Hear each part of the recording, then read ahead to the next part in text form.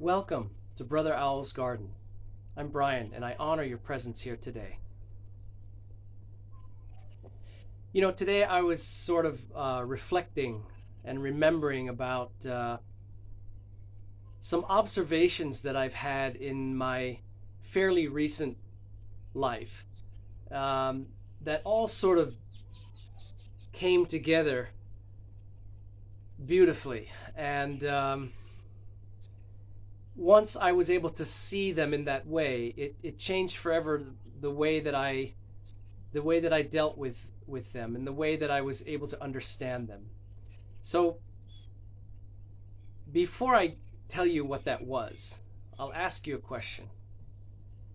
Have you ever noticed the way sometimes life reflects your spirit? What I mean is, have you ever noticed how the things that are underway within you, the things that are going on within your soul, are almost projected out into the physical world in a reflective way, in a metaphorical way? You can observe what's happening in your life, what you're doing, what you're engaged in, and see the direct comparison to how that matches, reflects the state of your soul and the condition of what's happening within you at that time. Have you ever noticed that?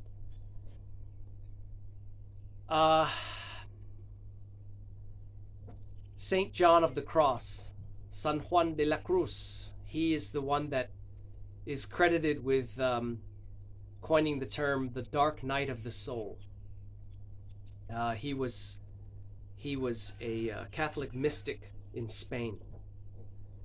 And the dark night of the soul refers to a very, very difficult, painful, spiritual process that occurs within you, usually for a prolonged period of time. It could be months, it could be many years, it could be a lifetime. But the dark night of the soul, when you're in it, boy, you really know you're in it. And when you're out of it, you really know you're out of it. The dark night of the soul is sort of a way of understanding it is for example, in my case, this dark night of the soul was the second very, very distinct and prominent one that I can identify in my life. There were many smaller ones, but as far as the huge ones, this one was the second huge one. And I remember during that process, which was about 3.5 or 4 years, I would constantly think back to the first one and say, I never knew anything could be as hard as that. And this is. You say if it doesn't kill you, it only makes you stronger. I thought when I got through that first dark night of the soul, that's it. I've made the mark. I'll be able to handle anything that ever comes down the pike again. Whew. It's not what I found out. What I found out is that to be burned in an inferno hurts just as much the second time as you're burned in an when you're burned in an inferno as it does the first time. So yeah, I proved that I could survive it, or it was shown to me that I made it, I guess is another way of saying it. But I'm not going to tell you it was any easier. It was hard. And during that time, I came to a profound realization that helped me a lot. It was kind of like a message in a bottle from the other side. I had received a very encouraging and almost amusing reaffirmation and reassurance from beyond, in a way. So let me explain. During this incredibly difficult, painful, I will say agonizing dark night of the soul that I was experiencing a few years ago, I suddenly found myself on a farm, manually digging out and uprooting huge and very sharp, vicious, awful brambling thorn bushes, and there was no end to them. You could never do them all. There was no end. But I had been working on this one area where it was really infested with them. If you happen to know what multiflora rose is, that's what they were.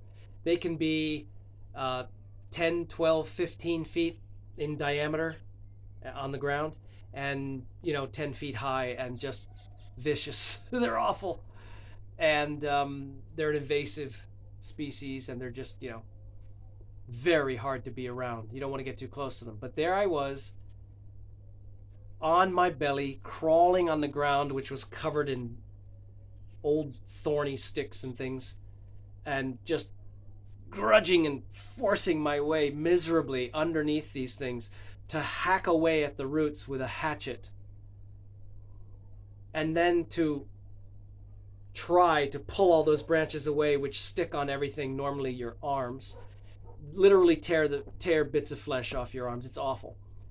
And then all that just to get to the roots, which then, with a pick, a shovel, and some other tools, I would hack away and dig away until I got, the crown root of those things popped out. There's a metaphor right there. If you think that you can just prune back your problems, you're in for a little lesson there. Lessons need to be resolved at their root. And when it comes to giant brambling thorn bushes as the problem, the root needs to be plucked out of the soil of your soul. So there I was doing that, and it was awful, and I was not happy about it. I was not having fun, but I was very determined to do a thorough, complete job and get them all out. And I did. The ones that I was working on anyway. There's always more, some other field. But while I was doing that, I had this sudden epiphany, this sudden realization of how what I was doing right there, uprooting these vicious, messy brambles of thorn bushes, was a direct metaphorical reflection of the work that was underway within my soul in the same moment. And once I saw that, it just put everything in a beautiful frame. It's an ugly, awful job and process. I'm not gonna say there was anything fun or enjoyable or good or easy about it. And I'll add that people who do say that, you must not be dealing with the same thing, because there ain't nothing pretty about it. So, but when I saw it within that context, framed within that understanding, hey, yeah, the reason why I have found myself suddenly, without planning it, undertaking this tremendously awful, difficult job of uprooting thorn brambles from a field, this is a direct reflection of the transformative process that's underway in my soul right now. And you know what?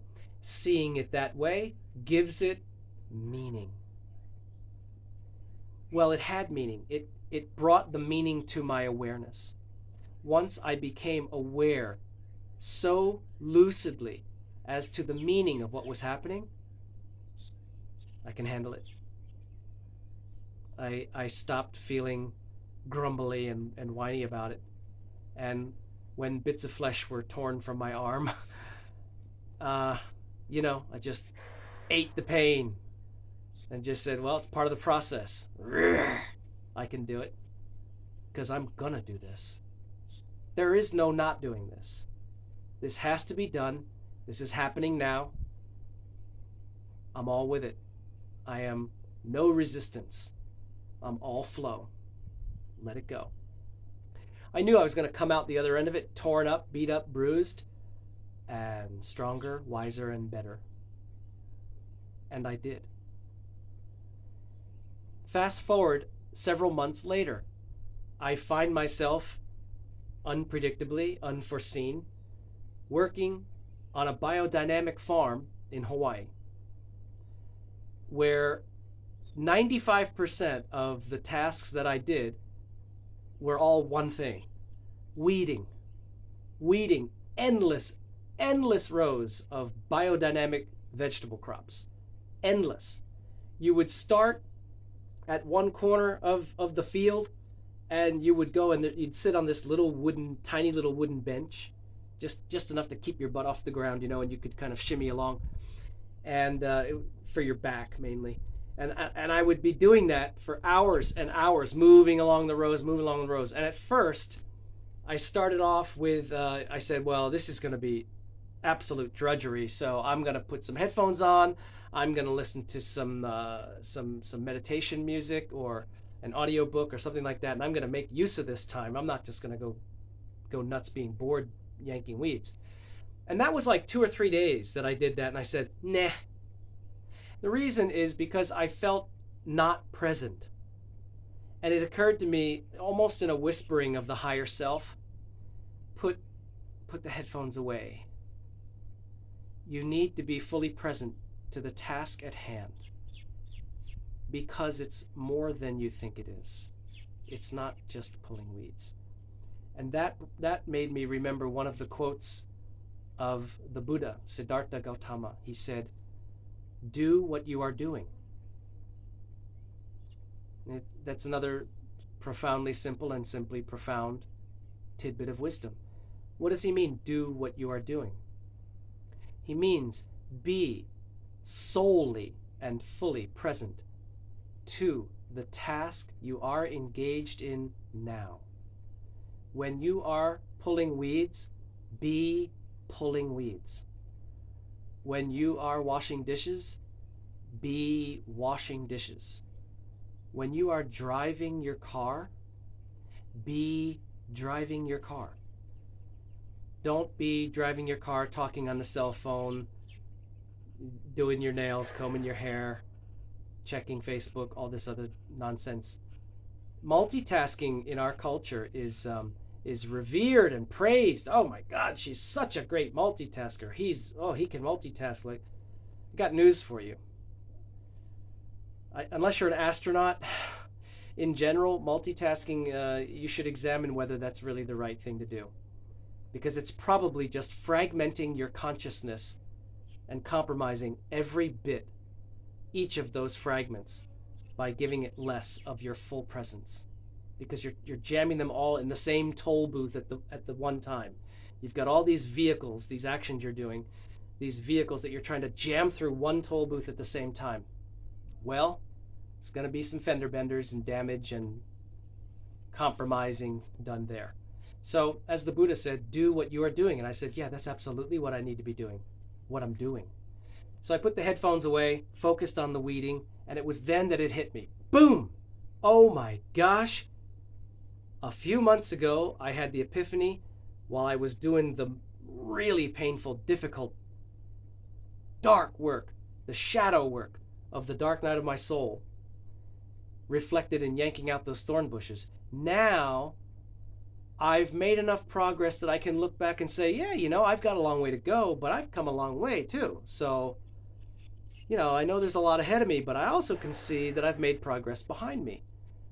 And now that's being reflected metaphorically, life reflecting spirit, in the form of not uprooting huge thorn bushes, but yanking out tender green weeds from the soil.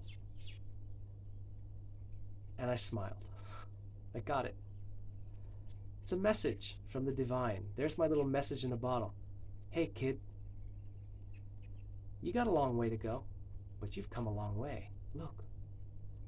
Look at the progress you're making. This is not a pat on the back from anyone, including from me to me.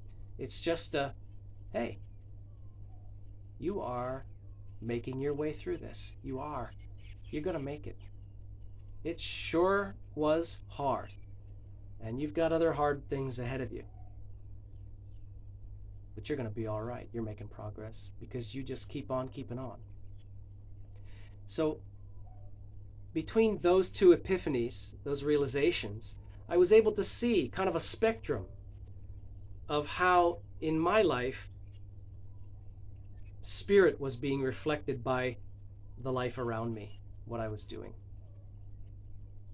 I just wanted to share that with you today, and I hope that it has caused you to reflect on your life and possibly remember, or better yet, realize some ways in which spirit might be reflected right now in the things that you're doing in your life, or the things that are occurring in your life right now. And to have that kind of a viewpoint when examining your life. I hope this has been helpful and meaningful and interesting to you. I enjoyed sharing with you today. Thanks again for stopping by Brother Owl's Garden. And as always, remember to abide in thankfulness for your highest good in the most benevolent outcome of the divine will.